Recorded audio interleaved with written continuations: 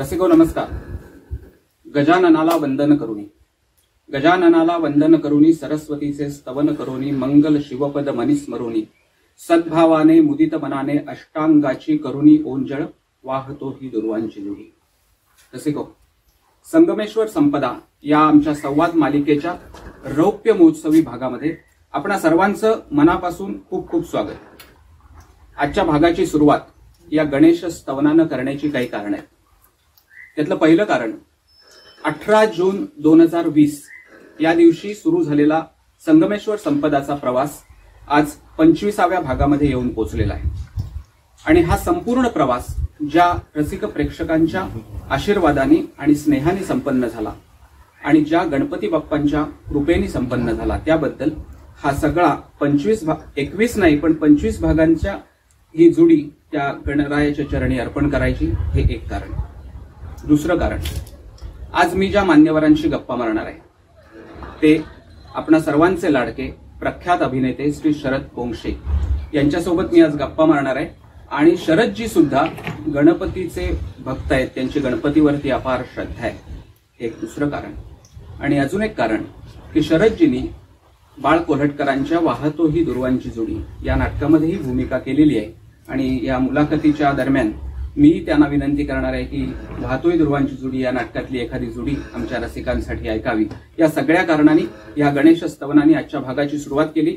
मंडळी, संगमेश्वर संपदाच्या या भागामध्ये, रौप्य महोत्सवी भागामध्ये पुन्हा एकदा तुमचं खूप खूप स्वागत करतो. आज 25व्या भागात आपल्याला लाभलेले मान्यवर आहेत प्रख्यात अभिनेते श्री शरद पोंक्षे. शरदजी, कलांगणच्या या संवाद मालिकेमध्ये आपलं स्वागत करतो. नमस्कार. नमस्कार. आज आणखीन एक वैशिष्ट्य असं की मंडळी, आज 26 फेब्रुवारी हा दिवस स्वातंत्र्यवीर विनायक दामोदर सावरकर अर्थात तात्याराव सावरकरांची पुण्यतिथी. आणि या निमित्तानं सावरकरांच्या प्रती कृतज्ञता अर्पण करून त्यांनी जे ह्या संपूर्ण भारत मातेची जी सेवा केली त्याच्याबद्दल त्यांच्या स्मृतींनाही वंदन करतो. आणि आज सावरकर पुण्यतिथीच्या दिवशी एका सावरकर भक्ताची मुलाखत घ्यायला मिळणं हेही भाग्य कलांगणला मिळालं. त्याही बद्दल आपण सर्वांचे मनापासून पुन्हा एकदा स्वागत करून शरदजी तुमचंही स्वागत. आपण आजच्या आपल्या मुलाखतीकडे वळूया. मित्रांनो, शरद पोंक्षेंची मुलाखत आणि नथुराम गोडसे हे इतकं समीकरण दृढ झालेलं आहे. खरं तर इतक्या आजपर्यंतच्या गेल्या 25 वर्षामध्ये तुमच्या मुलाखती या नथुराम गोडसे ह्या संपूर्ण विषयावरती तुम्ही वारंवार आणि वेगवेगळ्या ठिकाणी बोललात. आणि त्याच्यामुळे स्वाभाविकपणे प्रश्न येतो की शरद पोंक्षेंची मुलाखत म्हणजे नथुराम गोडसे बद्दलच बोलणार. पण शरद पोंक्षेंकडे नथुराम गोडसे शिवाय सुद्धा सांगण्यासारखं खूप काही आहे. आणि आजच्या या संगमेश्वर संपदाच्या या भागातून आपल्याला तेही त्यांच्याकडून जाणून घ्यायचंय. आणि म्हणून नथुराम गोडसे या नाटकाबद्दल आणि त्यांच्या त्या प्रवासाबद्दल मी त्यांना विचारणारच आहे. पण त्याच्यासाठी तुम्हाला थोडी प्रतीक्षा करावी लागेल. कार्यक्रमाच्या अगदी उत्तरार्धात मी नथुराम बद्दल शरदजींना विचारणार आहे. सुरुवात अर्थातच आज आम्ही त्यांच्या आंबव पोंक्षे या गावामध्ये, त्यांचं जे मूळ गाव आहे संगमेश्वर तालुक्यातील, त्या गावामध्ये बसून ही मुलाखत रेकॉर्ड करतोय. त्याच्यामुळे आजच्या मुलाखतीची सुरुवात अर्थातच त्यांच्या बालपणापासून आणि शरदजींचं जे पहिलं सगळं शिक्षण आहे म्हणजे डिझेल मेकॅनिक पर्यंतचं जे तुमचं झालेलं लौकिक अर्थाने शिक्षण आहे, या शिक्षणाबद्दल. शिक्षणाची सुरुवात अंबावमध्ये झाली. मॉन्टेसरीचं एक अख्खं वर्ष मी इथे देवळापासून समोर इथे एक ओढा आहे तर तिथे एक शाळा होती. त्या शाळेमध्ये 1 वर्ष मी शिकलो. मला आजही मी कालच जेव्हा मी इथे आलो, माझी मुलगी पहिल्यांदा आली गावाला, तिला मी तिथून येत असताना सांगितलं की हा ओढा असा पावसाळ्यात खूप धो भरून व्हायचा आणि त्या ओढ्यात मी पोहलोय. आमच्या गुरांना आमचे सगळे गडी धुवायला न्यायचे तिकडे, म्हशींना बैलाला वगैरे. तर त्यांच्याबरोबर मी म्हशी बैल धुतलेले आहेत त्या लहान वयात. असे म्हशीच्या अंगावर बसून असं तिला थोडा वेळ, लहान होतो अगदीच. म्हणजे मॉन्टेसरीत म्हणजे बघा ना किती 4-5 वर्षाचा असेल. पण पुढे शिक्षणात अंबावसारख्या खेड्यामध्ये काही फार भविष्य नाही आहे, चांगल्या शाळा नाही आहेत, पुढे काय होणार अशी काळजी वाटली. म्हणून आई वडील मला इथून घेऊन जायचं ठरलं. आता घेऊन जायचं तर दोघंही ते मुंबईमध्ये नोकरी करत होते, त्याच्यामुळं मुंबईमध्ये त्यावेळेला अशी बेबी सिटिंग्स वगैरे अशी काही भानगड नव्हती. ही साधारण 69-70 गोष्ट आहे. तर मग कुठे ठेवायचं, तर मग आजोळ माझं मिरजेल आहे, सांगली जिल्ह्यामध्ये. ते मोठं शहर आहे, चांगलं शहर आहे. आणि आमच्या आजोबांचं खूप मोठं घर, असंच इथे जसं घर आहे तसं तिथेही घर, 15 माणसांचं एकत्र कुटुंब. तर आजोबा म्हणाले तुम्ही निवांत नोकरी करा, मुलाला 10वी पर्यंत इथे राहू दे मिरजेत. आणि त्यामुळं मी तिथे गेलो. तिथे 6वी पर्यंत शिकलो. 10वी करून ते सोडणार होते, पण आजोबाच गेले अचानक मध्ये हार्ट अटॅक. मग आई म्हणाली आता तिथे ठेवणार नाही. आणि तसं 6वी म्हणजे मोठा झालाय मुलगा. आणि मग मला मुंबईमध्ये घेऊन गेलो. तिथे 7वी 8वीतच एकुलता एक मुलगा. तर वडील त्यामुळं सांगितलं होतं की मला की काही कर, पण एक किमान ग्रॅज्युएशन तरी कर, कारण नाहीतर फारच अवघड होऊन बसेल. आणि एवढी आर्थिक परिस्थिती नव्हती त्याच्यामुळं. पण त्यावेळेला मी वडिलांना सांगितलं होतं की तुम्ही म्हणताय ग्रॅज्युएशन कर, पण मला काडीचाही इंटरेस्ट नाही आहे शिक्षणामध्ये. तर मला फक्त आणि फक्त अभिनेता व्हायचे, कलावंत व्हायचे. आणि असं म्हटल्यामुळे त्यांना एक भयंकर धक्का बसला. पण माझे वडील त्याही परिस्थितीत ठामपणे उभे राहिले पाहिजे. आणि मग 10वी तरी होशील ना, म्हटलं हो नक्कीच, मॅट्रिक होईल. आणि मी मॅट्रिक झालो. त्याच्यानंतर मी ठरवून शिकलो नाही. आणि आज मला त्याचा आनंद होतो, कारण माझं आज वयाच्या 55 नंतर इतकं वाचन, इतका अनुभव आल्यानंतर मी आज हे विधान करतोय की स्वतंत्र भारतातल्या शिक्षण संस्थेमध्ये माणसं फक्त शिक्षित होतात, डिग्री होल्डर होतात, ज्ञानी होत नाही. पण वडील म्हणाले मग करणार कसं, म्हणजे मी काही एवढा श्रीमंत नाही की मी निर्माता होईन, तुझ्यासाठी नाटक करेन, तुझ्यासाठी एखादा चित्रपट काढेन, असे काय माझ्याकडे बाबा पैसे नाही. आणि ते तू स्वतःच्या पायावर तुला उभं राहावं लागेल. आणि मला सगळं पटत होतं ते. मग 18-19 वर्षाचा होतो. मग ठरवलं काय काय करावं. अशी नोकरी पाहिजे की जी नोकरी सांभाळून मला माझी कला जोपासता येईल. आणि तेवढ्यात वडील स्वतः बीएसटी मध्ये होते. आणि बीएसटी ही एक अशी ट्रान्सपोर्ट कंपनी आहे मुंबईमधली. ते मुंबईचं हार्ट म्हणतात की जर लोकल हे जर हार्ट असेल तर त्या रक्तवाहिन्या म्हणजे बीएसटीच्या बस आहेत. आणि तिथे श्रीना पेंडसेपासून श्रीना पेंडसे, प्रभाकर लक्ष्मण मयेकर, त्याच्यानंतर अरुण नलावडे, प्रशांत दामले, जॉनी वॉकर, सुनील दत्त, अशी दिग्गज मंडळी, कलावंत मंडळी त्या बीएसटीत नोकरी करत करत पुढे मोठी झाली. तर वडील म्हणाले बीएसटीत का नाही नोकरी करत तू. म्हटलं मला नोकरी 10वी पासला कोण घेणार. ते म्हणाले आपल्याकडे 10वी पास नंतर 3 वर्षाचा टेक्निकल कोर्स आहे डिझेल मेकॅनिकचा.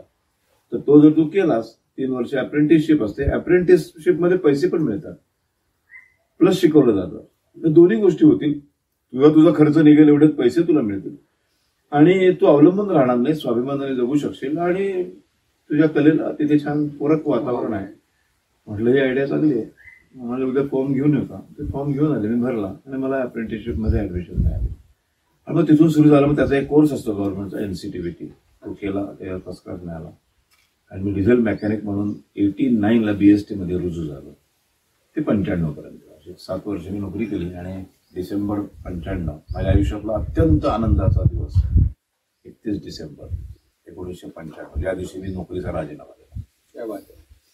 आणि सगळ्यांनी मला वेड्यात काढलं. गव्हर्नमेंट सर्व्हिस, खूप फायदे होते अर्थात. 10 कॅज्युअल लिव्ह, 10 सिक लिव्ह, नंतर 30 PL, नंतर दर वर्षात 30 दिवस फिरायला बीएसटी कडनं कामगाराला पैसे मिळतात फिरण्यासाठी, म्हणून भत्ता मिळतो, चांगला भत्ता मिळतो. दिवाळी चांगला बोनस असतो. संपूर्ण मुंबई फुकट फिरता येते, सगळ्यात महत्वाचं. बीएसटीचा पास असतो.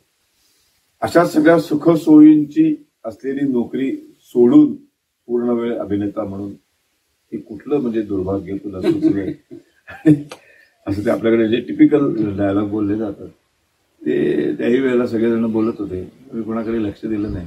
म्हटलं मला हे नाही करायचं. मला असुरक्षित आवडतं राहायला.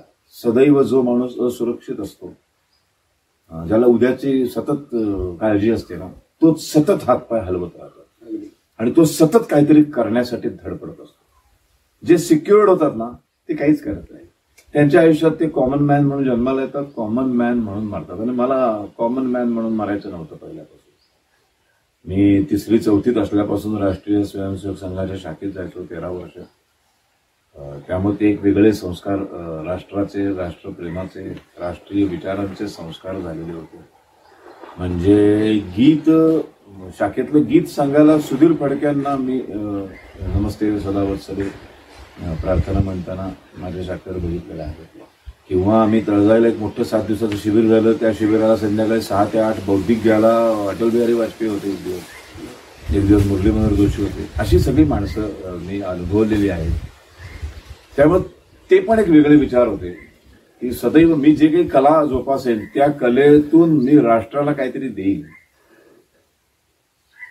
हे मातृभूमी तुझला मन वाहिले, नाही ना, ते वक्तृत्व वाग्बही, ते संपूर्ण जे आहे ते इतकं भिनलंय सावरकर की माझं मन, माझं तन, माझा व्यवसाय, माझं चित्र काढलं तर माझं चित्र, मी लिहिलं तर माझं लेखन, मी बोललो तर माझं वक्तृत्व, हे सगळंच्या सगळं सातत्याने मी माझ्या राष्ट्राला कसं समर्पित करता येईल आणि माझ्या प्रत्येक कलाकृतीतून, माझ्या प्रत्येक गोष्टीतून माझ्या देशासाठी, माझ्या समाजासाठी, माझ्या हिंदू धर्मासाठी मला काही करता येईल का, हा विचार बॅक ऑफ माइंडमध्ये सतत असला पाहिजे. आणि अशा सगळ्या जडणघडणीतून मी घडत गेलो. आणि मग पुढे जो काय आज मी उभा आहे तो त्याला सगळ्याला एक प्रचंड अशी पॉवरफुल, एक अत्यंत उत्तम राष्ट्रनिष्ठ अशी बैठक आहे. त्या इमारत जी काय उभी आहे 55 वर्षाची, त्याच्या पाया इतका मजबूत आहे.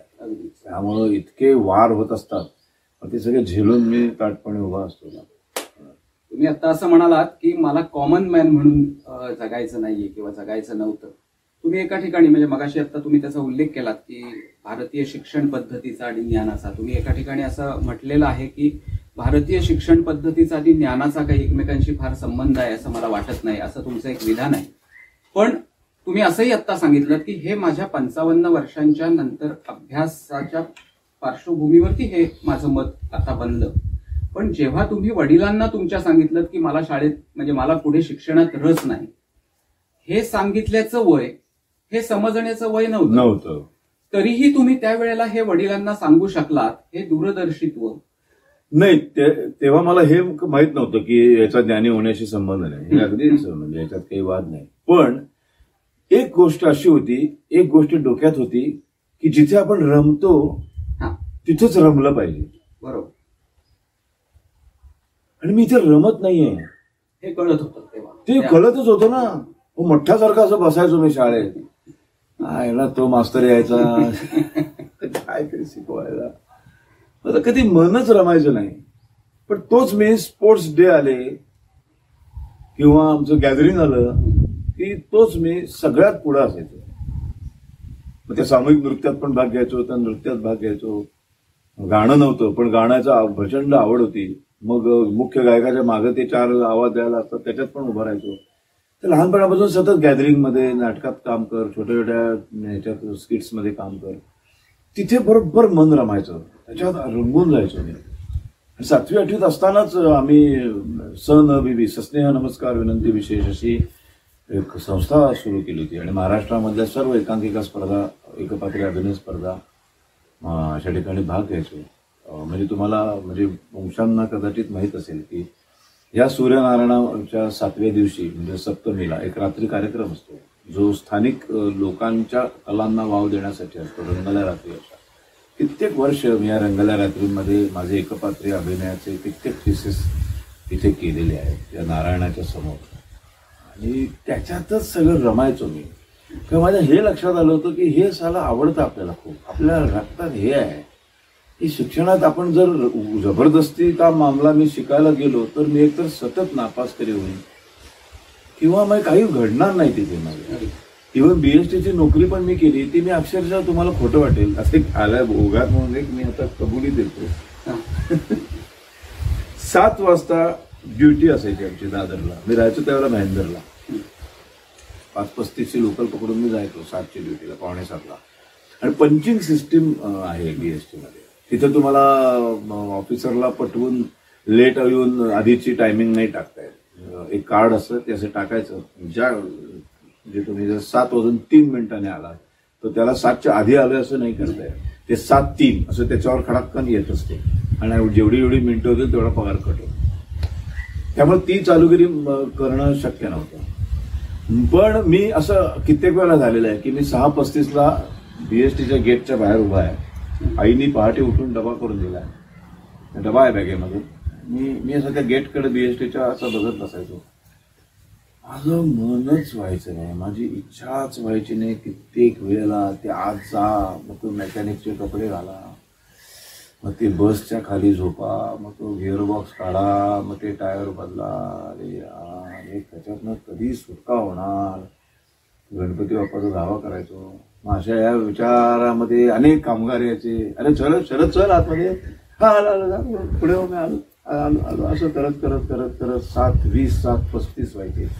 मग मी आनंदी व्हायचो. आता एवढा उशीर, लेट मार्क लागणार, नको लेट मार्क लागायचं. तू 6:30 पासून आलाय, तू ढकललं नाही शरीर आतमध्ये, त्याला आणि कोणाचा काय संबंध आहे. म्हणजे असं कुठेतरी उगाच खुश व्हायचो. आणि मग मी तिथून निघायचो. मग सिद्धिविनायकाला जायचो, प्रभादेवीला, तिथं जाऊन बसायचो. त्या बाप्पा मग पहिल्यापासून मला बाप्पाशी गप्पा मारायची खूप सवय. हा, की त्याच्याशी बोलायचं, जे काही बोलायचं ते, जे काही गाऱ्हाण असेल, जे काही आनंद असेल, तो सगळं शेअर करायचा बाप्पाबरोबर. अगदी लहानपणापासून ती सवय आहे. त्याच्याशी खूप बोलायचं. मग तिथून असं परत 11पर्यंत मी घरी जायचो. तर आई म्हणायची, काय रे घरी कसं आलास तू? नाही आई, काय नाही, आलो घरी. मग तो डबा मी घरात आईबरोबर उघडून जेवायचो. असं माझं मनच रमायचं नाही. नोकरीत मन रमत नाही, त्या शिक्षणात मन रमत नाही. त्याचा ज्ञानी हे सगळं नंतर 40 नंतर माझ्या जसं जसं मी इतरत्र वाचन प्रचंड वाढत गेलं, त्यानंतर मी या मताशी येऊन पोहोचलो. पण त्यावेळेला तुम्ही म्हणताय ते तसं नव्हतं. पण माझं मनच रमायचं नाही. एवढं कळत होतं ना, जिथे मन रमतंय तिथं काहीतरी करावं आयुष्य. एका अर्थी ही खूप चांगली गोष्ट झाली की तुमचं मन तिथे रमलं नाही. आणि तुमचं मन तिथे रमलं नाही म्हणून महाराष्ट्राला एक तुमच्यासारखा चांगला अभिनेता मिळाला. शरदजी, सगळ्याच रसिकांना प्रसिद्ध अभिनेता म्हणून तुम्ही माहीत आहातच, किंबहुना संपूर्ण महाराष्ट्र नव्हे, आता तुम्हाला देश ओळखतो. परंतु सुरुवातीच्या काळामध्ये तुम्ही आचरेकरांसोबत असिस्टंट आर्ट डायरेक्टर म्हणूनही काही काम, एक रंगत संगत म्हणून सिनेमा होता. त्यावेळेला कसं होतं की आता काय करावं, आता काहीतरी केलंच पाहिजे. पण जे करायचं ते फक्त सिनेमा आणि नाटक क्षेत्रातच करायचं. नाटकात जाऊन बघत होतो, छोटे छोटे रोल मिळत होते, नाही असं नाही, पण मन रमत नव्हतं. ते फारच क्षुल्लक रोल होते. 75 रुपये 60 रुपये असे एका नाटकाच्या एका प्रयोगाचं मानधन मिळालं. मला पहिलं मानधन कलावैभवनी दिलं, तोंडवळकरांनी 60 रुपये 89ला वरून सगळे सारख्या नाटकासाठी. तर त्या काळामध्ये दत्ता केशव म्हणून एक फार थोर आणि मोठे चित्रपट दिग्दर्शक होऊन गेले. त्यांचा मुलगा माझ्या संस्थेत सहनवेवीमध्ये, म्हणजे आम्ही त्या एकत्रच सहनवेवी संस्था स्थापन केली होती. तर तो मला पटकन म्हणाला की आता तुला मित्र असल्यामुळे सतत सगळं बोललं जायचं. तो म्हणाला तुमची नोकरी नाहीये तर मी गिरीश घाणेकरांकडे लागलोय असिस्टंट म्हणून, तर तू येशील का तिकडे? तर मी तिकडे गेलो तर त्यांचे असिस्टंट 4 फुल झालेले होते. तर मनोहर आचरेकर बसलेले होते. तर ते म्हणाले, अरे माझी चित्रकला वगैरे कशी आहे? म्हणलं चांगली आहे. मला म्हणाले हे 4 साईन बोर्ड आहे, म्हणजे एखादं डेप्युटी जनरल मॅनेजरचं केबिन आहे, तर त्या केबिनच्या बाहेर जो एक पाटी असते ना, की निबंध कानेटकर, तर निबंध कानेटकर डेप्युटी जनरल मॅनेजर असं ते लिहावं लागतं की नाही केबिनच्या बाहेर. तर मला म्हणाले पटकन लिहून दाखव. तर मी ते ऑइल पेनने फार सुंदर लिहिलं. माझं लेटरिंग वगैरे खूप छान आहे, चित्रकला छान आहे. म्हणजे बेस्ट आहे, माझ्याकडे येतं कामाला. आणि मी त्यांच्यावर कामाला लागलो आणि ते पहिलं पिक्चर केलं, रंगत संगत. आता त्या पिक्चरमध्ये अशोक शिंदे आणि उदय टिकेकर यांचा तो त्यांच्या आयुष्यातला पहिला चित्रपट आहे. आणि त्यांच्या चित्रपटाला मी होतो आर्ट डिरेक्टरला असिस्टंट, सहाय्यक कला दिग्दर्शक. आजही तुम्ही बघितलं त्याच्यात नावामध्ये माझं नाव येतं. मग बीएसटीचे हे, आता बीएसटीच्या बस स्टॉपवरचा सीन असेल तर दुपारी 4चा सीन असेल तर सकाळी 9 वाजल्यापासून मी अख्खा बस स्टॉप रंगवायचो. मग ते इकडे सगळे बस नंबर टाकतात मर्यादित वगैरे वगैरे वगैरे असं सगळं ते फोटो काढून आणायचे आणि ते सगळं रंगवायचो मी. किंवा झेब्रा क्रॉसिंग, मी कित्येक वेळेला रस्त्यावरचे शॉट्स असतील तर झेब्रा क्रॉसिंग.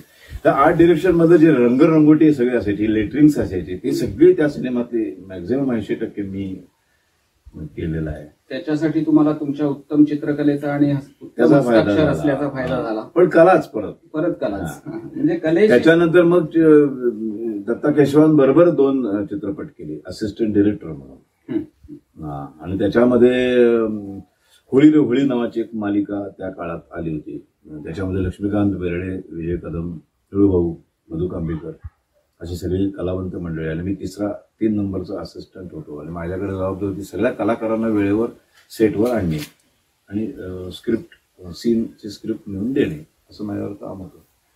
निळूभाऊंची एक सवय होती, निळूभाऊ आले मेकअप बिकअप ते करायचे आणि मग त्यांचे कपडे घालायचे आणि ते अत्यंत प्रोफेशनल ऍक्टर आणि बसून राहायचे ते. आणि मग त्यांना पत्त्यांचा खूप नाद होता, तर रमी खूप करायचे. मग कोण हे काम आहे, कोणाचा शॉट नाही आहे, तुझा नाही आहे ना, ये ना माझ्याकडे, मग बस असे 2-3 जमवायचे आणि मग ते रमी करत बसायचे. आणि मग आम्ही जायचो, निळू हा सीन शॉट रेडी आहे.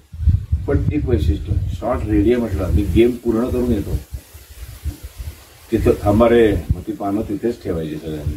गेम थांबला, माझे पहिले शॉट लिहायचे. मधुताईंना मी बोलवायला जाते, मधुताई शॉट रेडी आहे, अरे थांब रे, अजून माझं हे व्हायचंय, हेअर व्हायचे, ते व्हायचे. गोड व्हायचे अतिशय. कसा दिवस बदलतात बघा. ज्या मधुताईंना मी बोलवायला जायचो, कालांतराने त्याच मधु कांबीकर राजा पंढरीचा सिनेमामध्ये मी हिरो होतो आणि हिरोची आई होती मधु कांबीकर. तो सिनेमा झाला, मध्ये 6 महिने गेले, अजून एक माझ्याकडे सिनेमा आला, सांगलीचे कोणतरी जोशी म्हणून प्रोड्युसर डिरेक्टर होते, त्यांची एक फिल्म आली. त्याच्यामध्ये मी मुख्य भूमिकेत, म्हाताऱ्या माणसाची गोष्ट होती ती, आणि मी ऐन तारुण्यात खूप म्हातारे केले. तर मी म्हाताऱ्याच्या रोलमध्ये आणि माझी बायको होती मधु कांबीकर. आणि ज्या मधुताईंना मी मधुताई शॉटला येता असं मी घाबरत विचारत होतो, त्यांच्याबरोबर अख्खं एक लव्ह सॉन्ग केलं मी. कलावंताच्या आयुष्यामध्ये कसं काय बदलेल सांगता येत नाही.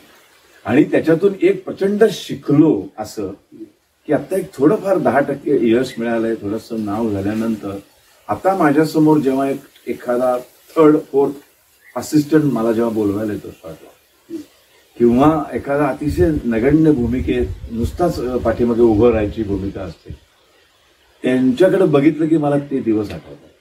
आणि माझ्या डोक्यात विचार येतो, काय सांगावं, ह्या साला एक महिनाभराने हा माझ्यासमोर मोठा हिरो म्हणून उभा असू शकतो, तर आत्तापासून ह्याच्याशी कधी वाईट नाही वागायचं. प्रत्येकाशी आपण चांगलंच वागलं पाहिजे. ही एक फार मोठी शिकवण त्या काळाने, त्या अनुभवांनी मला दिली.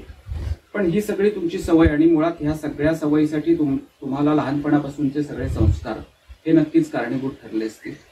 शरदजी, एका विजया वाड यांच्या एका नाटकामध्ये मला वाटतं तिची कहाणी नाव होतं, त्याच्यामध्ये कोकणी मुसलमानाची भूमिका तुम्ही केली. हा, तो कोकणी मुसलमान नव्हता, तो साधा घाटावरचा गडी असतो ना कसा होता. आणि तो ते स्क्रिप्ट वाचलं, सुहास कामत डिरेक्टर होते, तर सुहास कामताने मला स्क्रिप्ट वाचायला दिलं. वाचल्यानंतर मला ऍक्च्युली त्यातल्या विलनच्या रोलसाठी विचारलं होतं. तिची कहाणी अप्रतिम लिहिलेलं नाटक होतं. एका मतिमंद मुलीच्या आयुष्यावरचं नाटक होतं ते.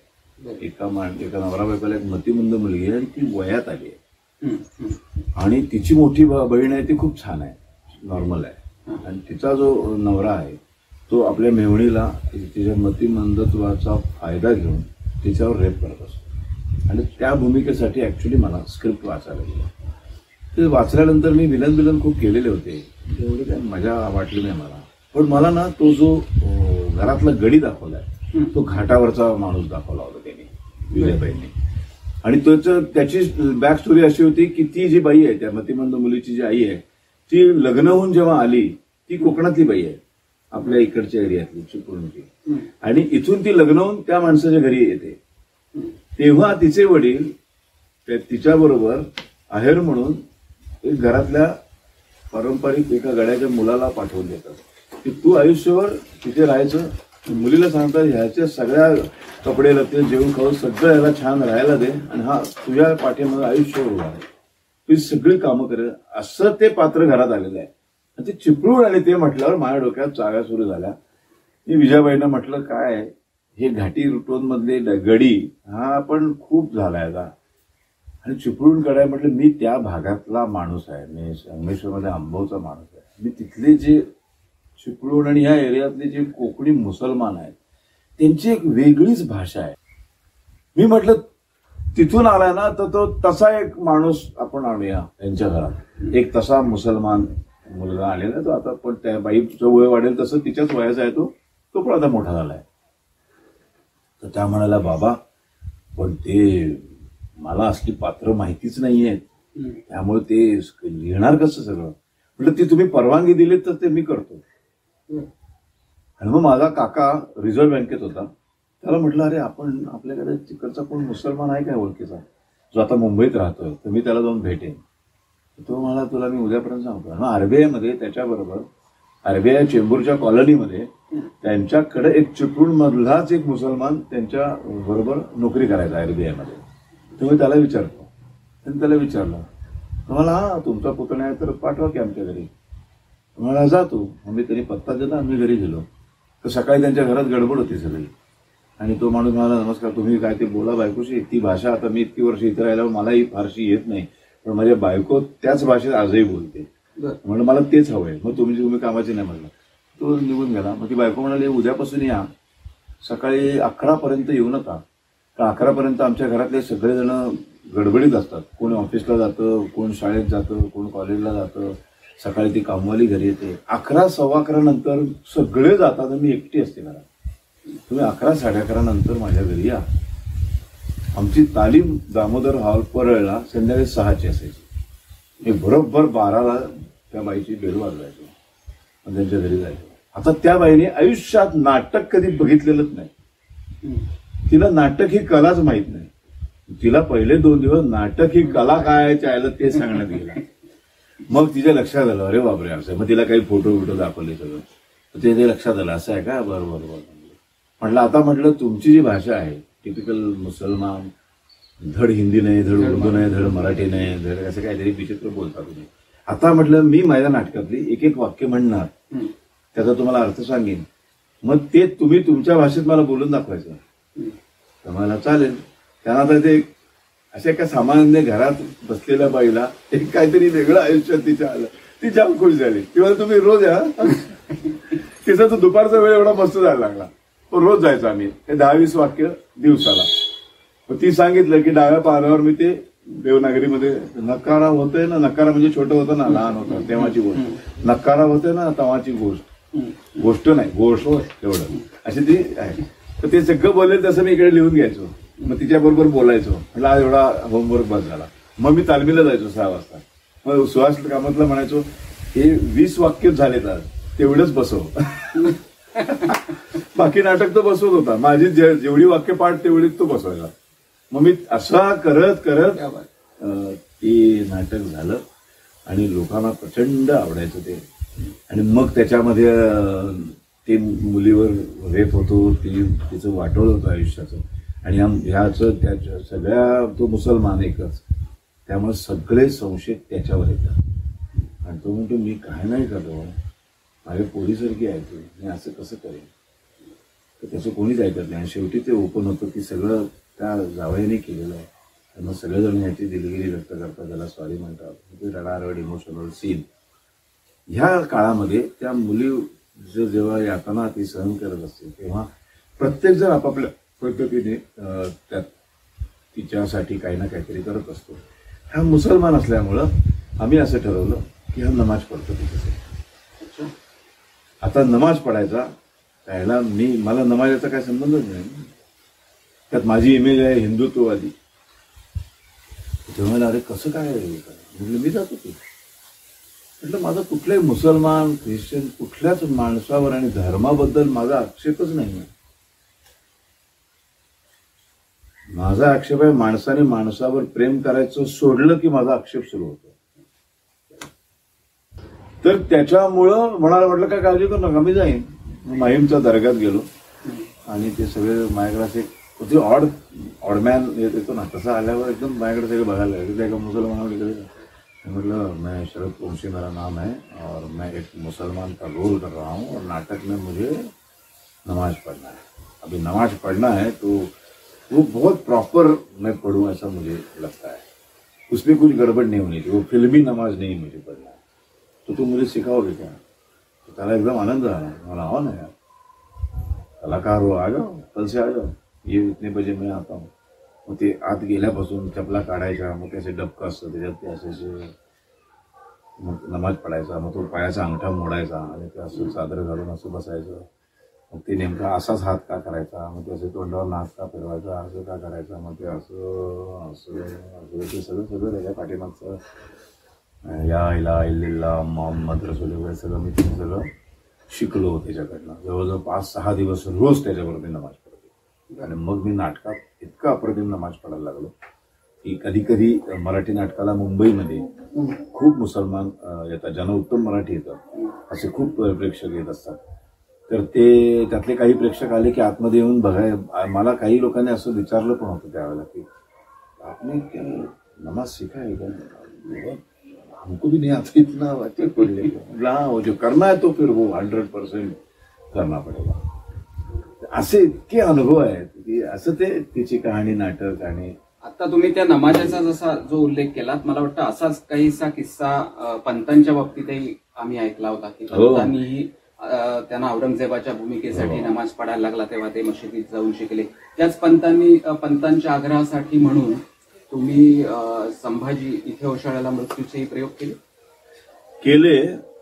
शरदजी, आता हिमालयाची सावली हा एक वेगळा म्हणजे महर्षी कर्वेंच्या अर्थात जीवनावरचा, आणि महर्षी कर्वे आणि तुम्ही दोघेही रत्नागिरीतच, हा एक समसमा संयोग असं म्हणूया. तर ही भूमिका जेव्हा तुमच्याकडे आली आणि ही जेव्हा तुम्ही भूमिका केली तेव्हा ह्या अर्थाने सुद्धा तुमची काही भावना, म्हणजे कर्वे रत्नागिरीचे, तुम्ही रत्नागिरीचेच, आणि एक कर्वे हा एक द्रष्टा पुरुष, मोठा पुरुष, या अर्थाने त्या नाटकाकडे तुम्ही कसं बघता आणि तुमची काय भावना होती त्या नाटकातली ती भूमिका स्वीकारताना? मला कॅन्सरशी लढाई चालू होती. 4थी किमोथेरपी ऍडमिट होतो मी बॉम्बे हॉस्पिटलमध्ये. तेव्हा निर्माता माझ्याकडे आला, गोविंद चव्हाण, मला नाटक करशील का? तर मी म्हटलं माझी किमोथेरपी चालू आहे रे, मी 4थीच आहे अजून, मला 12 पुढे करायचं. हा आहे काहीतरी एप्रिल एंड आहे आणि सप्टेंबर पर्यंत तरी काय बाबा मी माझी ट्रीटमेंट संपणार नाही, आणि त्याच्यानंतर 1 महिना जाईल रिकवर व्हायला थोडंसं तरी, मग मी उभा राहीन, मग मी तालमी करेन, त्याच्यानंतर नाटक. 5-6 महिने तुला थांबावं लागेल, त्यापेक्षा तू दुसऱ्या कोणाला तरी घे आणि कर. साधं सुद्धा नाटक नाही, साधं पटकन 15 दिवसात उभं राहिलं असं नाटक नव्हे. ते 3 अंकी नाटक, कानेटकरांची भाषा. तर तो म्हणाला की जर तू मला प्रॉमिस करणार असेल की बरा झाल्यानंतर दुसरं कुठलंही प्रोजेक्ट न घेता तू फक्त हिमालयाच्या सहलीलाच प्रायोरिटी देशील आणि हेच नाटक तू करशील आणि तू शब्द जर पाळणार असेल तर मी तुझ्याकडे 6 महिने थांबायला तयार आहे. कारण मला त्या रोलसाठी डॉक्टर लागून तो 72 साली केलेला रोल आहे. तर तो रोलसाठी मला आता इंडस्ट्रीत दुसरा कोणी माणूसच दिसत नाही ती भूमिका निभावून द्या. दुसरी महत्वाची गोष्ट, ते नाटक पुरुषाचं नाही आहे, ते नाटक बाईचं आहे. ते लेडी ओरिएंटेड नाटक. त्याची मुख्य नायिका मुख्य आहे, नायक दुय्यम आहे. जरी तो कर्वे असते, ती कर्वेंची भूमिका असेल तरी ती नाटक पूर्णच्या पूर्ण लेखकाने बायकोच्या अँगलनी लिहिलेलं आहे. तिची व्यथा म्हणली, नवऱ्याची, कर्वेंची व्यथा नाही म्हणली. पहिल्या 2दा वाचन केलं तेव्हा असं वाटलं अरे काय रोलला मजा नाही यार. परत एकदा वाचूया म्हटलं. परत एकदा वाचताना एकच गोष्ट माझ्या लक्षात आली, ही बाई नाटकात तेव्हाच मोठी होईल जेव्हा हा हिमालय वाटेल. नाटकाचं नाव आहे हिमालयाची सावली. नाटक आहे सावलीचं, हिमालयाचं नाहीये. पण हिमालयात जर वाटला नाही तर ती सावली डोंगराची वाटेल, उंचवट्याची वाटेल. आता माझ्यावर जबाबदारी आहे, जे काही लेखकांनी वाटायला दिलेत वाक्य, त्या वाक्यामध्ये मी स्टेजवर एक हिमालय उभा करायचा. ये चॅलेंज वाक्यावर ती बडबड घेतायची. जो मधले गॅप्स आहेत ते भरून काढणं माझ्या हातात आहे आणि त्या बाबतीत मला प्रचंड आत्मविश्वास आहे. हो म्हटलं करूया.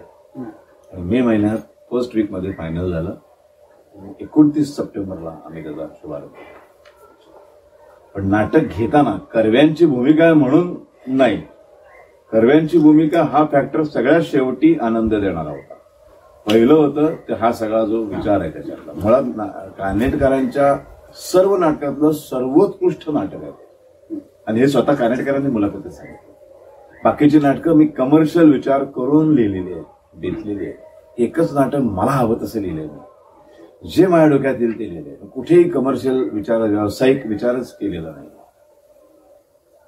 आणि मग दुसरं चॅलेंज होतं 72ला, तो म्हणजे कोणी केले होते, श्रीराम लागू आणि शांताचोर आणि लागोपाठ आलेली नाटकं आहेत दोघांची जोडीची. त्या आधी नटसम्राटमध्ये डॉक्टरांचं मोठं काम ते दुय्यम, हे हिमालय सावली त्याप्रमाणे डॉक्टर दुय्यम म्हणून डॉक्टरांनी दिग्दर्शन मागून घेतलं.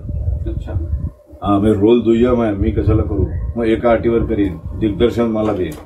मग डॉक्टरांनी दिग्दर्शन केलं आणि दुय्यम भूमिका केली. आणि डॉक्टर होते ते, त्यांनी तो रोल मोठा केला. आणि ते चॅलेंज होतं आणि ते पुसून मला माझं छाप मांडायचं.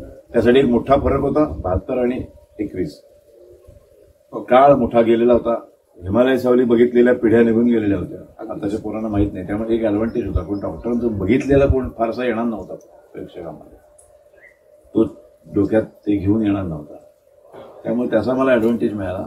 आणि मग कर्व्यांची भूमिका हा सगळ्यात शेवटचा फॅक्टर होता की कर्व्यांसारख्या एका मोठ्या माणसाची भूमिका मला करायला मिळते. आणि मग ते झालं आणि लोकांना प्रचंड आवडलं. आणि तो हिमालयासारखा उभा राहिला आणि त्याच्यामुळं सावलीला भयंकर महत्व आलं. आणि मग मला त्याचं अवॉर्ड पण दिलं त्या रोलचं. नाही, तुम्ही ती अत्यंत समर्थपणे, म्हणजे अर्थात तुमच्या सगळ्याच भूमिका तुम्ही समर्थपणे पेलल्यात, तशीच ही भूमिका तुम्ही उत्तमपैकी पेलली. शरदजी, आत्ताच्या ह्या बोलण्यामध्ये तुम्ही तुमच्या कॅन्सरचा उल्लेख केला आणि ती केमो तुमची चालू होती आणि त्याच्यासाठी ह्या नाटकासाठी 6 महिने तुमचा निर्माता थांबला असा उल्लेख तुम्ही केला. हा एक अत्यंत काय ज्याला म्हणू आपण कठीण काळ तुमच्या आयुष्यातला जो गेल्या 3 वर्षापूर्वी गेला.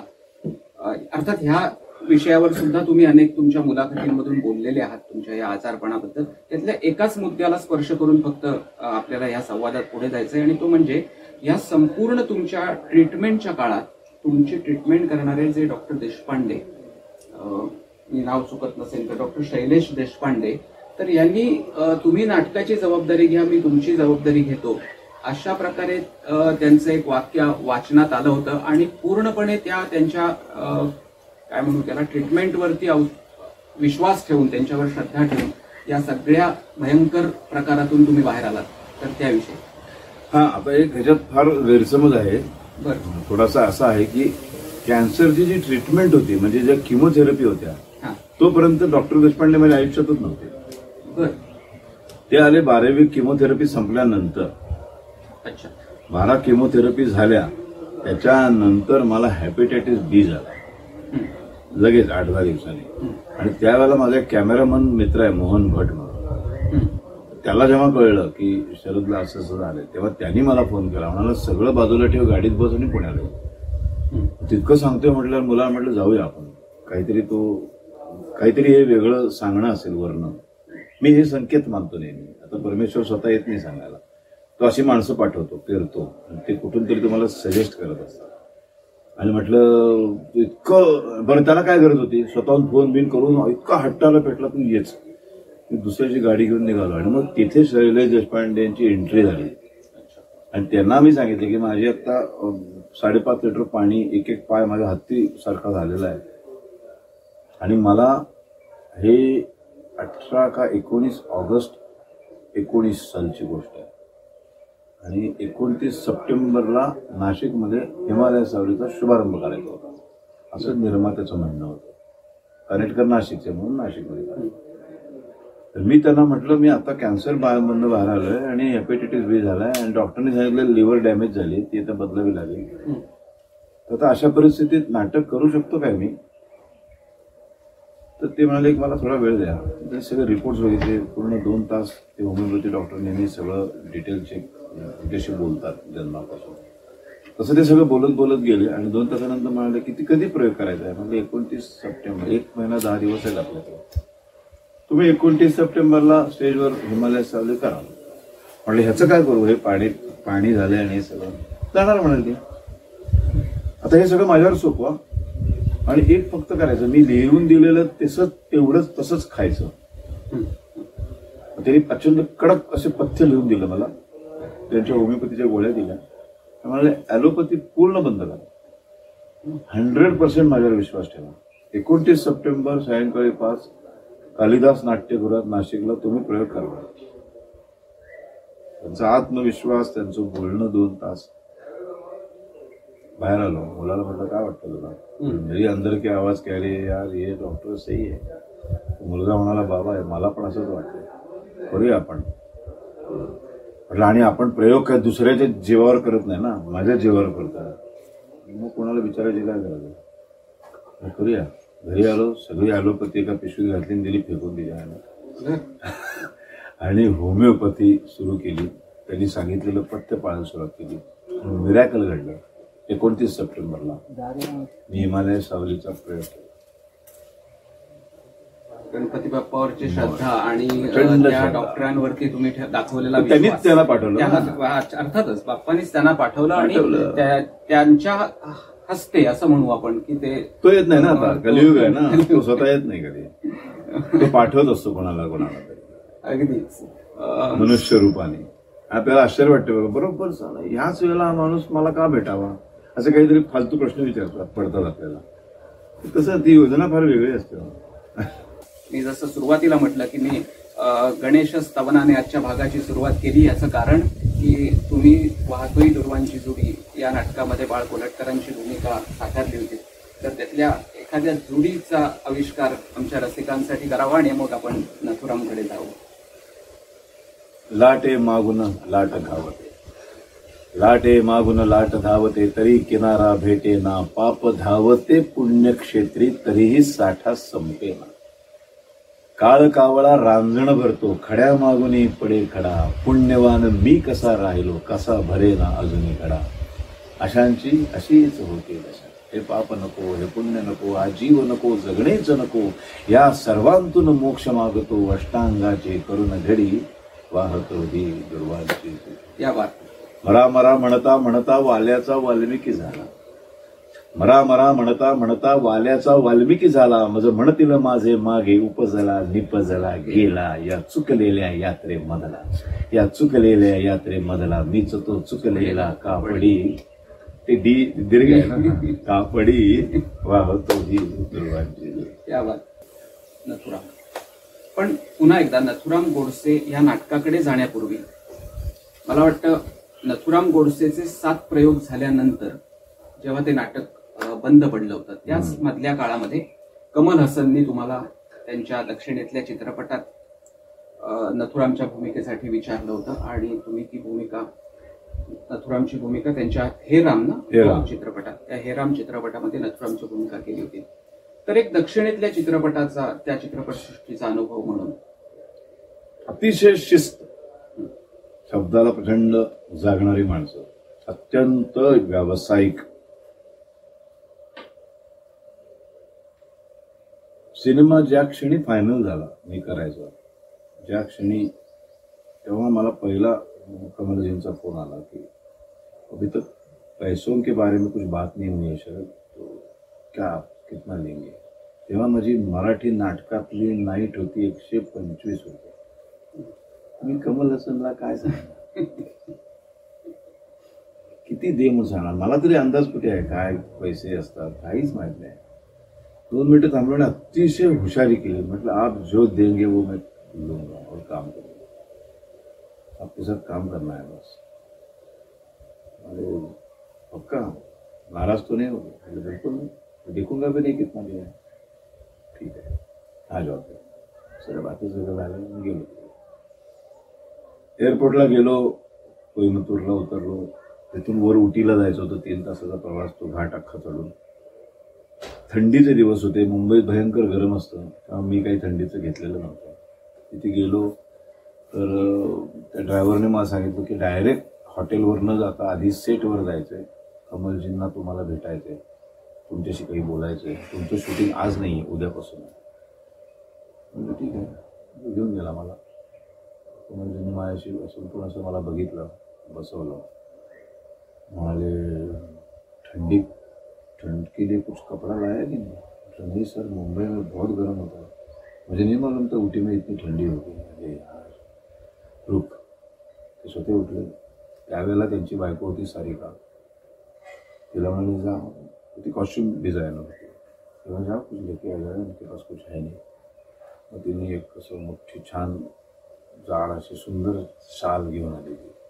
ती कमलेने मला ती शाल पडली. ये शाल आपके पास ही रखो और मुंबई में जाने तक आपके पास ही रहना. ठंडी आहे, बहुत ठंडी होती. हा त्यांच्यातल्या माणसाचा मला आलेला पहिला अनुभव. मग मला म्हणाले सेम टू सेम त्या नथुरामच्या जवळ जाण्यासाठी आपल्याला थोडे केस कापायला लागते. न्हावी शिंपी सेटवर असायचे. न्हावी सगळं साहित्य घेऊन दुकान मांडूनच बसलेलं आहे. शिंपी 4 टेलरिंग मशीन घेऊन 4 माणसं बसलेली आहेत. तागाचे कपडे ठेवलेले आहेत. तिथल्या तिथं नथुरामचे फोटो ठेवल्या आणि त्या न्हाव्याने माझे तसे केस कापले. तिथून पुढे सरकलो. टेलरने मापं घेतली आणि मला उद्या सकाळी तुम्ही या सेटवर, तोपर्यंत तुमचे कपडे शिवून रेडी असतील. नथुरामचे कपडे शिवले.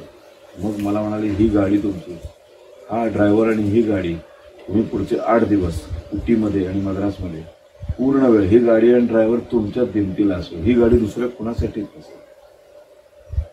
मला एखाद्या सुपरस्टारला वगैरे कशी वागणूक मिळते तसं. मग आम्ही हॉटेलवर गेलो. आतापर्यंत मी साध्या लॉजवर राहणारा माणूस ना. तुझ्या आपलं ते लॉज असतात बघा, ते बेड असतोय, ब्लॅक अँड व्हाईट टीव्ही असला नसला साधारण संडास बाथरूम असतो. अशा लॉजवर राहणारा 125 नाईट असलेला तेव्हा तो निकाला म्हणतो. ते डायरेक्ट 5 स्टार हॉटेलमध्ये घेऊन गेलो. मला अचंबितून बघत बसतो सगळं. मोठी लॅविश रूम, फ्रीज उघडून बघितला तर सगळं पॅक. वाईनच्या बाटल्या, चीज, असे वेगवेगळे मस्त खायला काय अक्रोड, बदाम सगळं ठेवलेलं. त्याच्यावर एक रेट कार्ड होता. ते प्रचंड त्याचे सगळ्याचे पैसे दिलेले होते. मी काय ते खाल्लंच नाही एक दिवसभर. तर तो दुसऱ्याची प्रोडक्शन मॅनेजर आला, त्याने ते फ्रीज उघडला.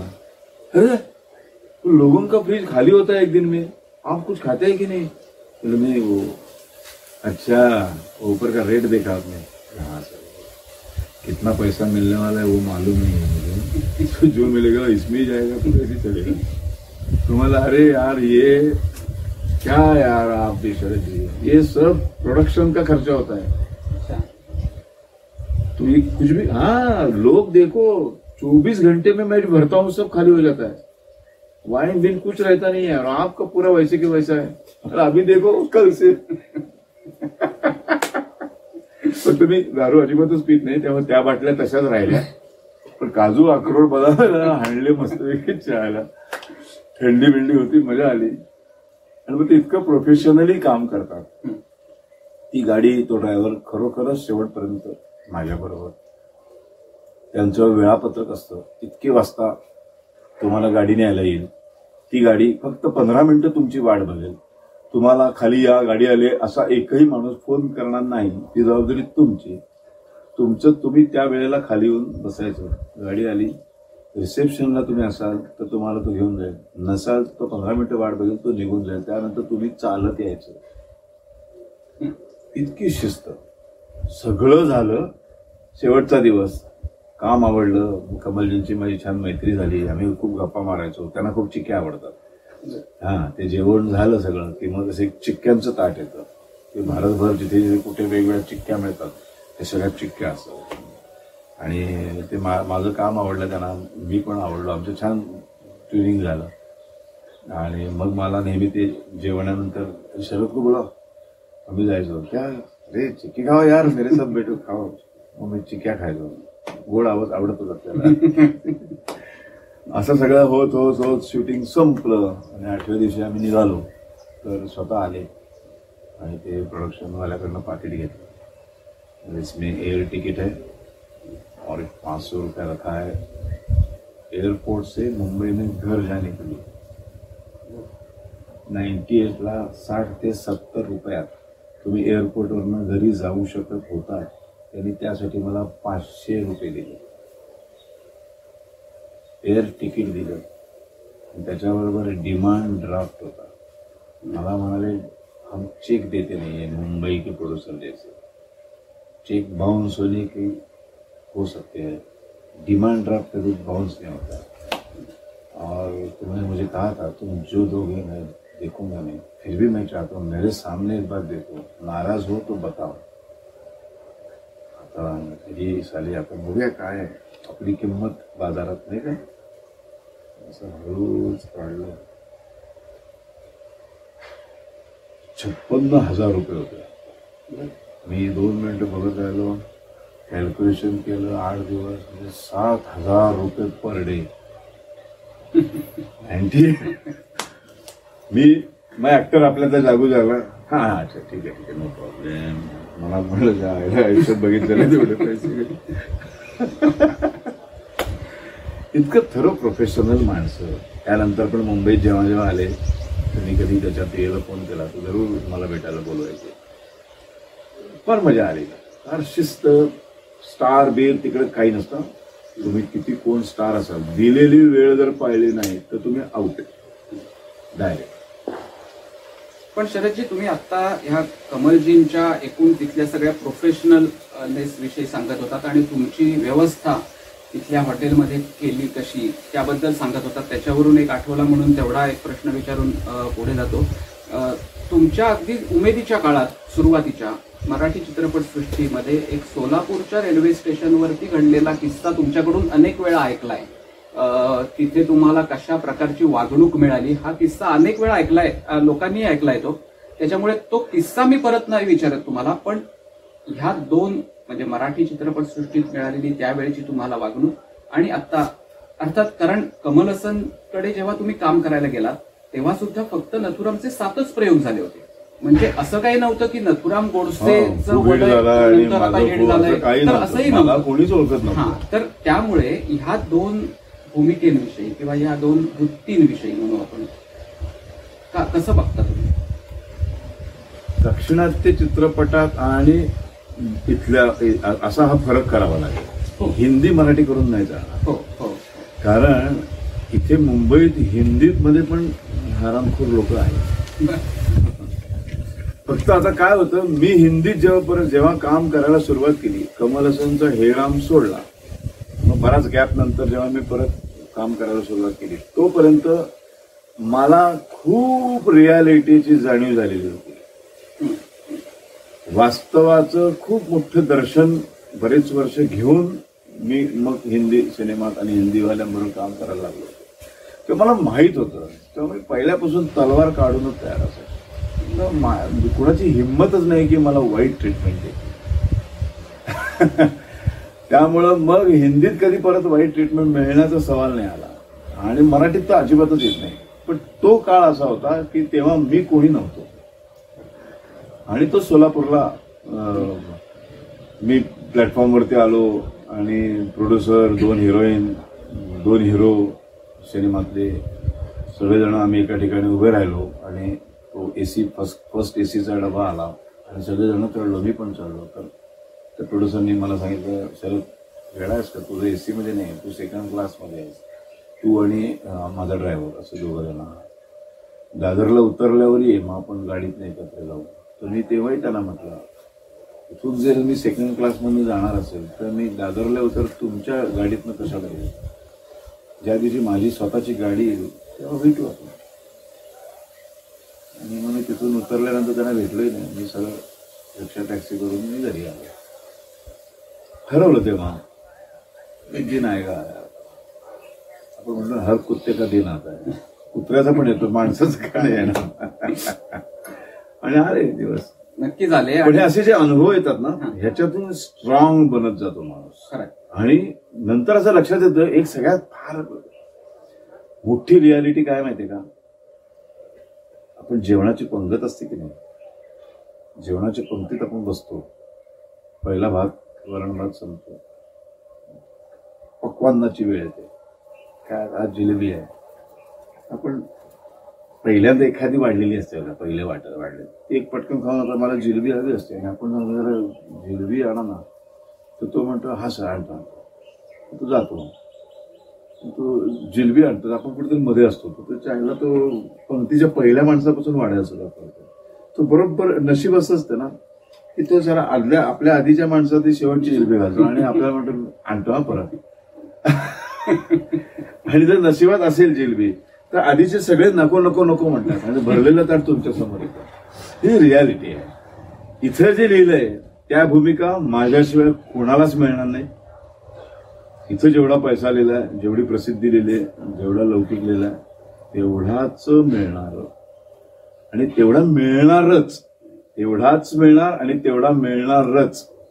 तोही कोणी हिरावून घेऊ शकत नाही, त्याच्यावरून पण कोणी थांबवू शकत नाही. त्यामुळे मग जर हे आहे, ही रियालिटीची एकदा जाणीव झाली की माणूस स्वाभिमानाने जगायला सुरुवात करतो. आणि सगळ्यात महत्वाचं पहिल्यापासून व्यसनांपासून दूर राहणे आणि अत्यंत गरजा कमी ठेवायच्या. तुम्हाला जर स्वाभिमानाने जगायचं असेल तर तुमच्या गरजा फार कमी पाहिजे. मग कसं होतं, माझी गरजा जर मी 5 लाख लागतातच मला महिन्याला असं एकदा मी ठरवून टाकलं आणि मी त्या पद्धतीने लाईफस्टाईल जर बनवली आणि मला 4 लाख मिळायला लागले, 3 लाख मिळाले, तर मला ना त्या जो डिफरन्स असतो ना 1, 1.5 लाख 2 लाखाचा, त्याच्यासाठी मला ना माझा स्वाभिमान विकावा लागतो आणि मग ते 5 लाख वाटेल त्या परिस्थितीत. म्हणून ती वेळच नाही आणायची.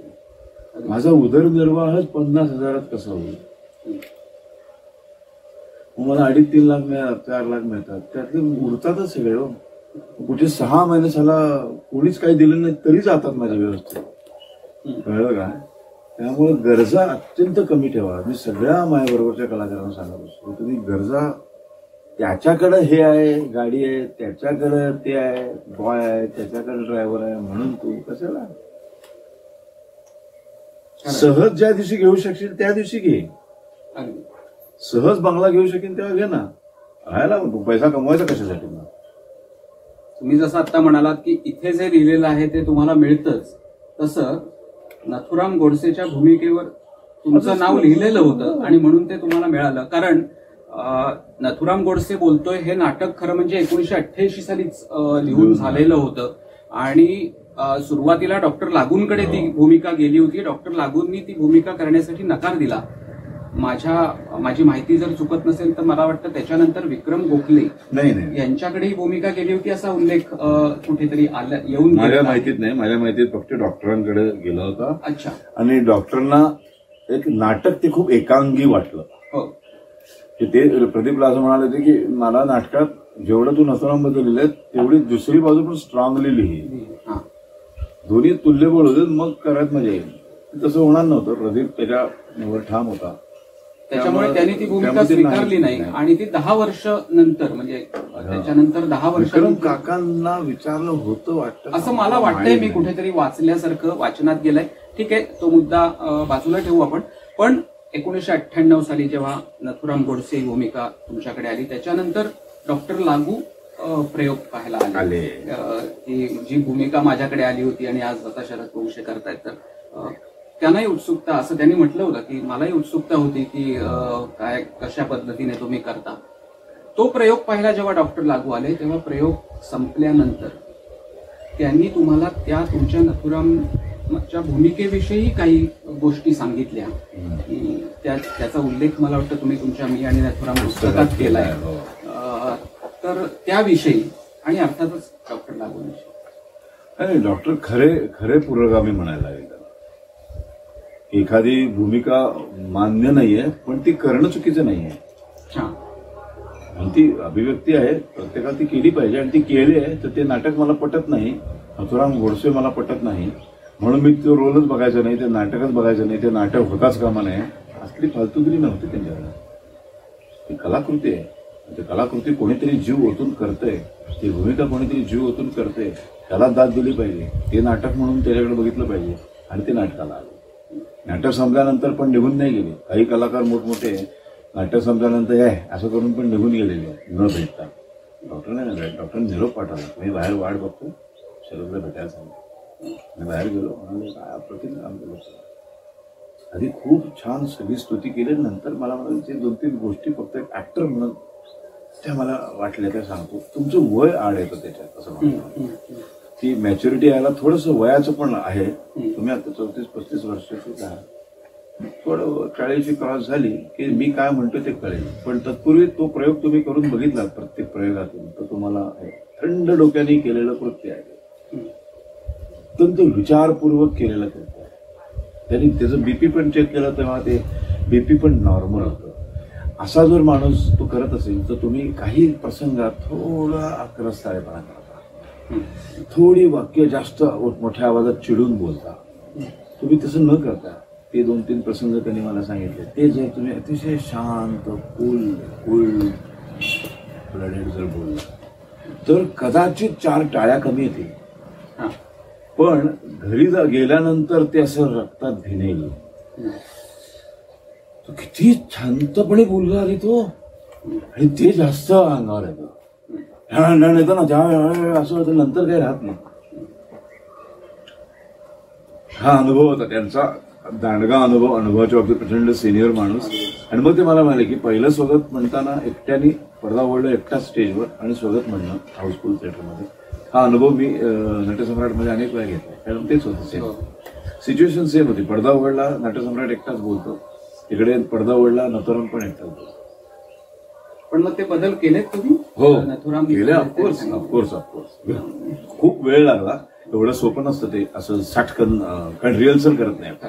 डायरेक्ट प्रयोगात ऑडियन्सच्या समोर तो बदल घडवून आणणं की काय होतेस तू, असं काय करतेस तू, असं एकदम करणं हे बरोबर नसतं. ते आपण धाडकन ज्या रोजच्या टाळ्या कानाला सवय झालेली असते, त्या 2 टाळ्या आल्या नाहीत की आतला शरद वंश अस्वस्थ होतो.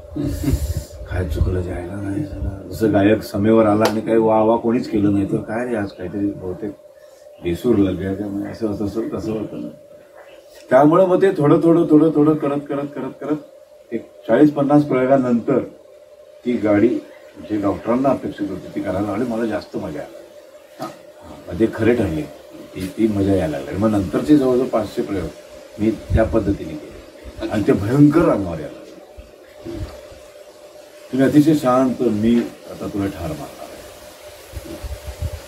मारणारच ना, ते मी मारे तुला असं कशाला बोलतो. हा असं कोण बोलतो जो मारणार नाहीये तो बोलतो. अर्थात हा डॉक्टरांचाही मोठेपणा की त्यांनी तुम्हाला हे सांगितलं, आणि हा तुमच्यातलाही एक कलाकार की ज्यांनी ते योग्य होतं ते घेतलं. आणि कारण तोपर्यंत 500 प्रयोग झाले होते असं तुम्ही म्हणालात, त्याच्यामुळे पुढच्या 500 प्रयोगामध्ये तुम्ही तो बदल केलात. असाच काहीसा अनुभव जेव्हा नथुरामचा प्रयोग पाहायला सुधीर फडके आले, तेव्हा सुधीर फडकेंचं वाक्य असं होतं की माझ्याकडे शब्दच नाही. रडले, असा रडले, घट्ट मिठी मारले. आज अण्णाला भेटल्याचं समाधान नाही, काय बोलू, शब्द नाही. एखादी गाण्याची मैफिल जशी रंगावी तसं ही एक गद्य मैफिल होती. ती रंगली. तुझ्या शब्दात, तुझ्या शब्दोच्चारात वाक्य तसंच टिकावं, तसं तुझ्या शब्दावर वळून द्यावं. शब्द नाही, खूप कौतुक केलं. चंद्रकांत गोखले आले, लीला गांधी आल्या, भूपेन हजारिका आले, यश चोप्रा आले. ही माणसे, अख्खं मुंगेशकर कुटुंब समोर बसलं होतं बालगंधर्व. भीमसेन जोशी, पंडित C.R. व्यास, ती माणसं म्हणजे सामान्य माणसं तर होतीच, पण इतकी दिग्गज माणसं पण सातत्याने नाटकाला येत होती, भरभरून कौतुक करत होती, बाहेर निदर्शनं चालू होती, माझ्या नावाचा उद्धार चाललेला होता आणि आतमध्ये इतका सुंदर सोहळा पण चाललेला होता. असा हा एक विचित्र प्रवास 20 वर्ष 1100 प्रयोग. पण शरदजी, तुम्ही आता बरीच मान्यवरांची नावं घेतली, त्याच्यात फक्त 2 नावं जोडतो शेवटाकडे जाताना, आणि ती म्हणजे गोपाळ गोडसे आणि सिंधुताई गोडसे. गोपाळराव 4 वेळा ह्यांनी प्रयोगाला, आणि मी एका ठिकाणी 4 वेळा पुण्यात आले की ते यायचे, आणि त्यातल्या एका प्रयोगामध्ये सिंधुताई मला अण्णा म्हणून स्टेज पहिल्या रांगेत बसल्या होत्या. आणि मी असा हात वर करून एक संवाद म्हणतो नाना आपटे बरोबर, आणि नथुराम तसाच बसायचा नेहमी. खुर्चीत बसायची त्याची लकब असते ना प्रत्येकाची. आणि पहिल्या रांगेत ना आवाज आला, मला हाक मारली होती त्याने, मला अण्णा अशी हाक मारली. आणि मला असं पहिल्या रांगेतली माणसं दिसतात स्टेजवर काम करताना, ते दिसलं मला. अण्णा हाक मारली आणि गोपाळरावांचा पटकन शरद पोंक्षे असं सांगितलं. आणि त्याच्या म्हणजे ऑस्कर पुरस्कार. एक्झॅक्टली. कारण तुम्ही तर नथुरामला पाहिलेलं नाही, पण ज्यांनी पाहिलं होतं त्यांना तुमच्यात नथुराम दिसणं याच्यापेक्षा कलाकाराला मिळालेला दुसरा कुठलाही पुरस्कार असू शकत नाही. नथुरामच्या या सगळ्या प्रवासामध्ये बोलताना मी वेगवेगळ्या त्यांच्या व्यक्तींचा, त्यांना भेटायला आलेल्या व्यक्तींचा मुद्दा म्हणून उल्लेख केला. एका अत्यंत एक शेवटच्या प्रश्नाकडे जातो आणि मुलाखतीच्या समारोपाकडे जातो. शरदजी, आज एक ट्रेंड आहे की एखाद्या कलाकाराने एखादी विशिष्ट भूमिका केली तर त्या भूमिकेचं समर्थन केलं असं म्हणता येत नाही, अशा प्रकारची एक सध्या चर्चा आम्ही ऐकतो. तुम्ही तर असं म्हणतात की जळत्या निखाऱ्यावरून चाललात. तुम्ही नथुरामची भूमिका केली. ही जी भूमिका आहे की एखाद्या कलाकाराने भूमिका केली तर त्याचं समर्थन केलं त्या कलाकाराने असं म्हणता येत नाही. या भूमिकेकडे तुम्ही एक कलाकार म्हणून कसं पाहता? भूमिका म्हणून बघतो मी भूमिका म्हणूनच बघितलं त्याच्याकडे. त्याची जी एक वेगळी बाजू आहे ती ज्या पद्धतीने मांडली आहे नाटकात. सगळ्यात महत्वाची गोष्ट आहे की 48 साली गांधीजींना मारलं, 49 साली त्याचा परिणाम अत्यंत हसतमुखाने, कोणालाही दोषी न ठरवता नथुराम परिणामांना सामोरा गेला. कुठलाही पळून जाण्याचा त्यांनी प्रयत्न केला नाही, त्यांनी बचावाचा कुठलाही प्रयत्न केला नाही, त्यांनी वकील पण घेतला नाही, त्यांनी गुन्हा इमिजिएट कबूल केला. फक्त त्याला काहीतरी म्हणायचं होतं की मी का मारलं, त्याची काही कारणं होती. ते दोघे गेले ना. आता 50 वर्षानंतर इतका समाज प्रगल्भ होऊ शकत नाही का? नथुराम परत माझ्या नाटकामुळे त्याची फाशी रद्द होणार आहे का? असं काही घडणार नाही ना. असं घडणार असेल तरी मी त्याला त्यांच्या विरोधाला लॉजिक आहे असं म्हणेन एक वेळ. असंही काही नाही.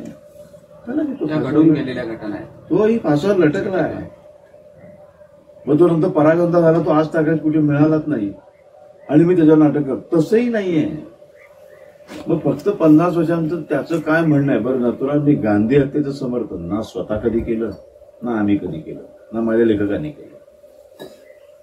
हत्येचं समर्थन नाही, पण हत्या करण्याआधीचा जो नथुराम आहे, आधीची त्याची जी देशभक्ती आहे, आधीचं त्याचं जे काही 38-37 वर्षांचं महळ आयुष्य आहे, त्या 37 वर्षात 15 वर्ष त्यांनी जे काही देशासाठी त्याचा खारीचा वाटा उचलला तो समोर येत असेल. त्यावेळची राजकीय सामाजिक परिस्थिती त्याच्यावर जर तो प्रकाश टाकत असेल, गांधीजींच्या एका नाण्याच्या दुसऱ्या बाजूला जर तो बाहेर आणत असेल, तर आपण काय नाही. तर गांधीजी मोठे झाले ना. शरदजी, ह्या सगळ्या तुमच्या म्हणजे तुम्ही आता खूप उत्तम पद्धतीने तुमच्या संकल्पना स्पष्ट आहेत आणि ज्या आपण ह्या संवादाच्या सुरुवातीपासूनच्या ह्या संपूर्ण संवादामध्ये बोललो त्यामध्ये लक्षात आलं की शरद पोंक्षे हा जितका समृद्ध अभिनेता आहे तितकाच समृद्ध विचार करणारा, समृद्ध वाचन करणारा असा एक उत्तम माणूस आहे, हेही आम्ही ह्या संवादातून जाणलं. एक शेवटचा प्रश्न विचारतो आणि मुलाखतीचा समारोप करतो.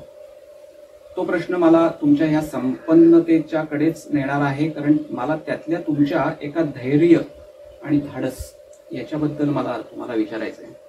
त्यातला तो प्रसंग असा आहे की जेव्हा तुम्ही मगाशी एका प्रश्नाच्या उत्तरात तुमच्या एका अश्विनी एकबोटे या सहकलाकाराचा उल्लेख केला आणि ती तुमची चांगली मैत्रीण होती असा तुम्ही त्याचा उल्लेख केला. मैत्रीण पण नाही, फार वेगळं नातं होतं. मला प्रश्न तुम्हाला असा विचारायचा आहे की अश्विनी एकबोटेचा जेव्हा निधन झालं त्या भरतनाट्य मंदिरच्या तिथे त्यांचा तो कार्यक्रम होता आणि त्या कार्यक्रमात शेवटी त्यांचं निधन झालं.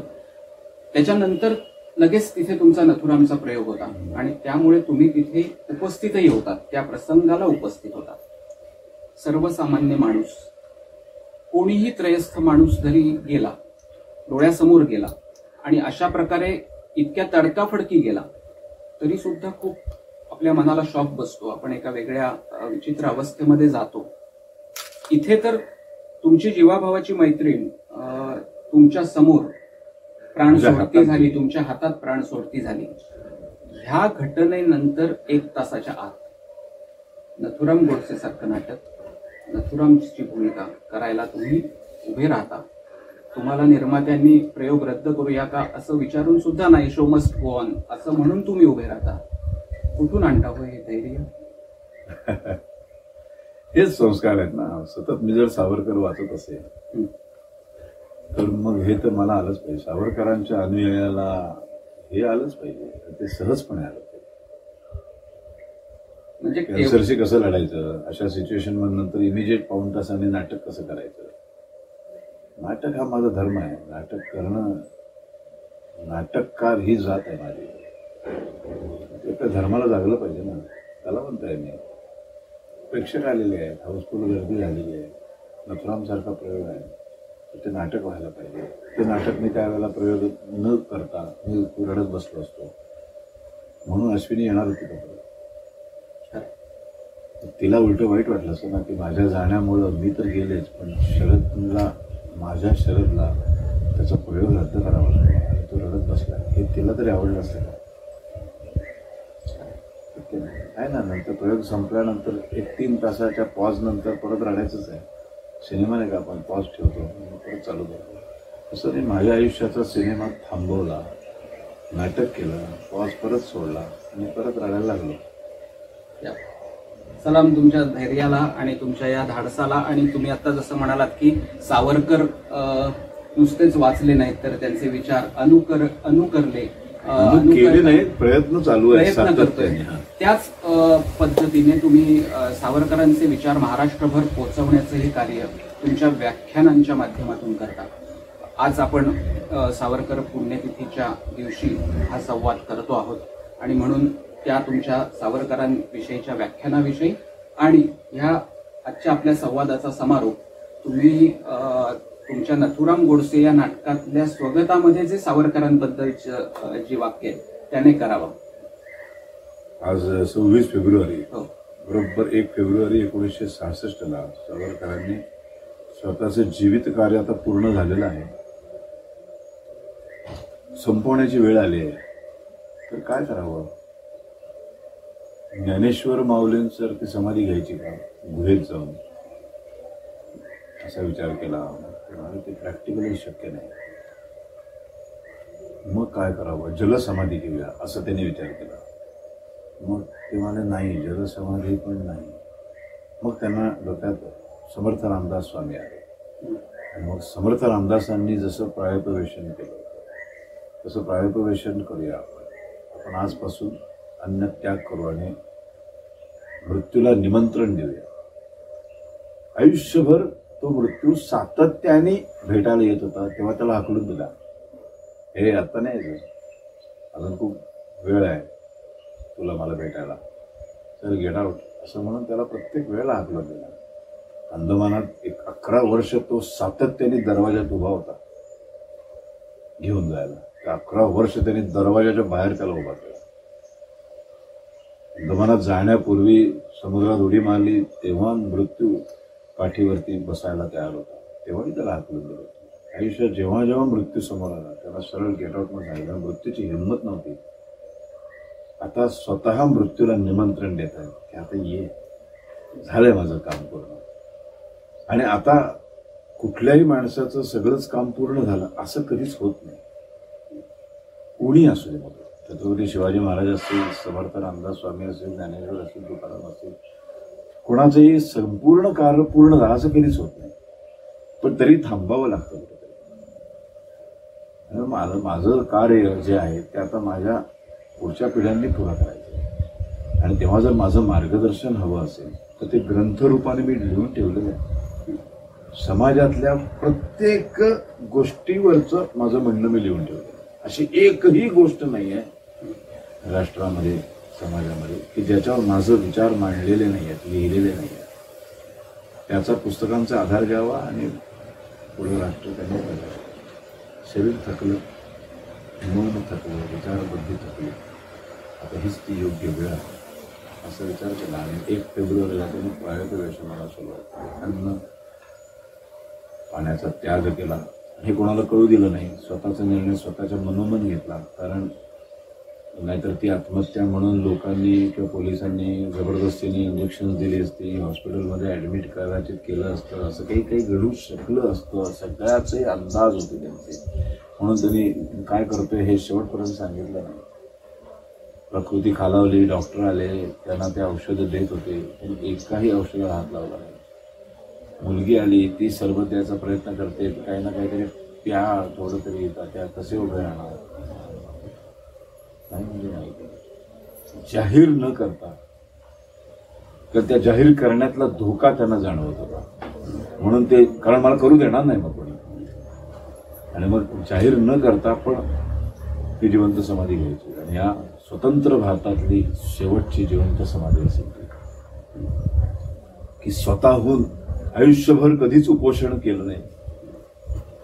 सगळ्या लढाया उपोषणाच्या मार्गाने कधीच लढले नाही, शस्त्राच्या आधारावर लढले. आणि उपोषणं कधी सक्सेस होत नाही असं त्यांचं स्वतःचं मत आहे. उपोषणाने कधी काही साध्य होत नाही, त्यामुळे त्यांनी कधी आयुष्यात उपोषण केलं नाही. छत्रपती शिवाजी महाराजांनी कधी उपोषण केलं नाही. प्रभू श्रीरामाने कधी उपोषण केलं नाही. श्रीकृष्णाने कधी केलं नाही. उपोषणाने असं काही साध्य होत नाही. त्यामुळे ते सावरकरांनीही कधी केलं नाही. स्वतःला संपवण्यासाठी मात्र त्यांनी शेवटचं उपोषण म्हणजेच प्राणप्रवेशन केलं. आणि तरी सुद्धा मृत्यू येऊन थांबला होता. त्याला वाटत होतं हे आता फसवतील, आपल्याला बोलवत आहेत आणि मी गेल्यावर हाकलून दिलं तर काय करू. पण तोही दबक्या पावलांनी येऊन फक्त उभा होता. 26 दिवस त्यांनी वाट बघितली की खरंच फसवत नाही येत ना, खात्री करून घेतली. आणि मग जेव्हा खात्री झाली तेव्हा त्यांना आलिंगन दिलं, त्यांनी घेऊन गेले ते. आणि 26 फेब्रुवारीला सकाळी त्यांची प्राणज्योत मालवली. त्या सावरकरांचं वर्णन आमच्या नाटकात दळवींनी अप्रतिम केलं. त्या वाक्याने आपण थांबलो. सूर्याची उबदार प्रखरता, वाऱ्याचा वेग, खडकालाही हेवा वाटेल अशी कठोरता, आणि साक्षात बृहस्पतीनं शिष्यत्व पत्करावं इतकी बुद्धीची प्रगल्भता, आणि या साऱ्यांचा मिळून बनलेला मानवी आकार म्हणजे स्वातंत्र्यवीर विनायक दामोदर सावरकर. तात्या, पुण्यतिथीनिमित्त तुम्हाला वंदन. तात्यांच्या स्मृतीला शतशः नमन, दंडवत. शरदजी, आज कलांगण संगमेश्वरसाठी आपण वेळ दिला आणि जवळपास गेले 1.5 तास आपण गप्पा मारतोय. गप्पाच म्हटल्या पाहिजे, झोपाळ्यावरच्या गप्पा. आणि त्याच्यातून एक प्रयत्न केला की शरद पोंक्षे यांनी, तर त्याच्यामुळे अनेक मुलाखती, अनेक लेख त्यांच्यावरती झालेत. त्याच्यातलीच अजून एक ही मुलाखत, पण ती त्यांच्या गावातली, संगमेश्वर तालुक्यातली, की ज्यांनी संगमेश्वर संपन्न केलं, ज्यांच्यामुळे संगमेश्वर समृद्ध झालं, अशी थीम घेऊन आम्ही गेले 25 भाग कलांगण संगमेश्वर संपदा ही संवाद मालिका चालवली. आणि आमचं भाग्य की आज रौप्य महोत्सवी भाग साजरा करताना तात्यारावांच्या पुण्यतिथीच्या दिवशी तात्यारावांच्याच भक्ताची मुलाखत आम्हाला घ्यायला मिळाली. त्यासाठी पुन्हा एकदा आपले मनापासून धन्यवाद देतो. मित्रांनो, आजच्या या रौप्य महोत्सवी भागातून आज इथेच थांबताना हा संपूर्ण प्रवास तुमच्या सहकार्यामुळे, तुमच्या आशीर्वादामुळे, तुमच्या प्रेमामुळे संपन्न झाला. तो गोड मानून घ्या. ह्याच्यामध्ये जे चांगलं झालं असेल ते तुम्हा सर्वांचं, ह्याच्यात जे न्यून राहिलं असेल ते अर्थातच आमचं. याच्याबद्दल आम्हाला क्षमा करा आणि आपले आशीर्वाद असेच आमच्या कायम पाठीशी राहू द्यात या विनंतीसह या भागातून आपला निरोप घेतो. खूप खूप धन्यवाद. नमस्कार.